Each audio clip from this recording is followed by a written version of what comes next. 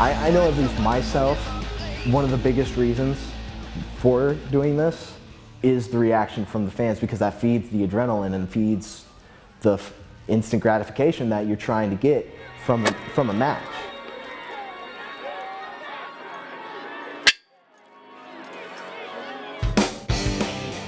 My name is Austin Connelly, and I'm a professional wrestler. I would like to think I belong to a community in some sense, but just as my general nature, I am a little standoffish. Whenever I'm in the locker room or something, I usually have my headphones on, I'm sitting in my corner. I generally just try to keep to myself, think about what I'm doing, think about how I'm going to do it, and like I'm friendly. I like to think I'm a nice person to approach. Some people don't like to approach me because they think I'm scary, which I get, but I am generally a decent person. But I don't go out of my way to like interact with people. I usually just, if I see you, I'll say hi or something like that. I definitely felt like I was in more of a community whenever I was in the music scene. Wrestling is a little bit more individual, just because everybody's trying to work toward their own goals.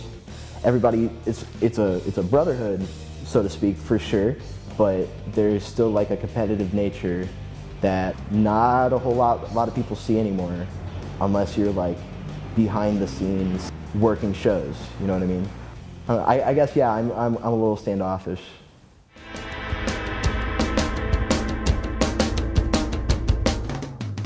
So I was Handsome Dan Liplock for a good 2 years.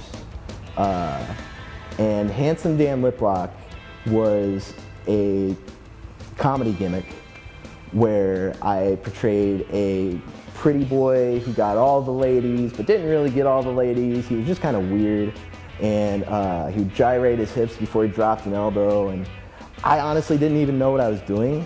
It was all just like a big concept and like trying to do all these things with this thing that I didn't really know what it was.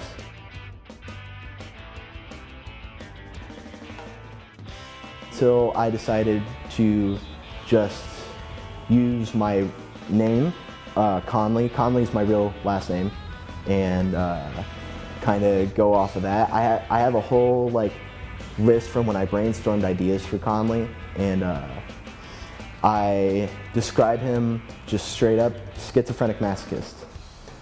But I think that it's evolving into something a little bit more than that. Connelly is very anxious. He's using his fear as an outlet for his aggression. It's sort of fight or flight.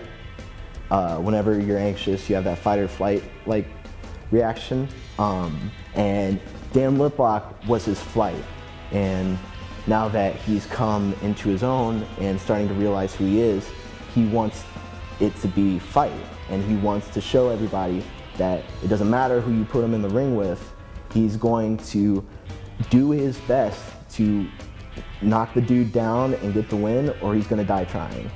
And that's what Connelly is just a madman who has nothing to lose and everything to prove.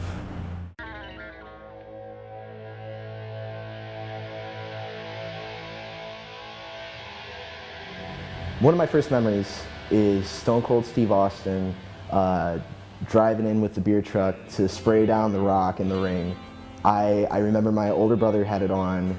I was so young. I was maybe like 4, if that.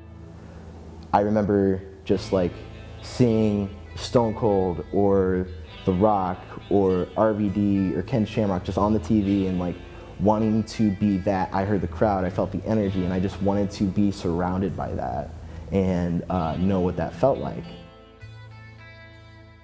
I had just dropped out of college. My mom has always been very supportive of everything I've done, despite how stupid it may be. But she's always been there for me. She's always had my back. And so when I dropped out of college and took a couple months to figure out what I wanted to do, and then finally, a few months later, I think it was like end of August or something, I finally made the decision that I wanted to do this. And I told her, and she looked at me and she's like, "Are you sure?" And I was dead set on it. There wasn't anything that was going to change my mind. And from then on, she's had my back. She tells her friends about when I was handsome Dan Liplock. She always showed her friends pictures and videos and stuff.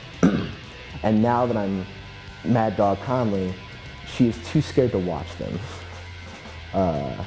And it's been really fun, and it's been really funny to watch the transition from that. But my dad is a whole other story. He's always thought wrestling's fake. Oh, yada yada yada. This ain't the tough guy stuff, like MMA or something like that. Especially when I was Dan Liplock, it was more flamboyant. It was over the top. It was more entertainment than actual fighting, And not to say the Connelly stuff isn't supposed to be entertainment, but there's a different intention behind it. And so when my dad saw me as Dan Liplock, he never really took it seriously.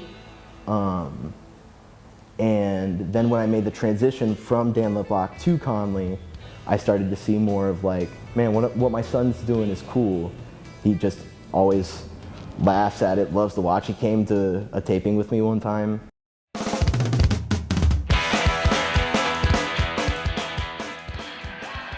There's always people that say when you go out there and you have a good match or you kill it, you know it and you feel it. And it's hard to describe. It's the closest thing I've compared it to when I was working at the print shop. Whenever I would have a good print, it was that immediate gratification. And whenever I would go out and have my match, and I would have the fans behind it, and I heard them, and at the end, 1, 2, 3, whether I was winning or whether the face was winning, it was either a pop or a boo. If they were loud, if they were just in it, then that was that good feeling. And I could walk from the back feeling good and feeling like I did what I needed to do, what they asked me to do, and I felt accomplished.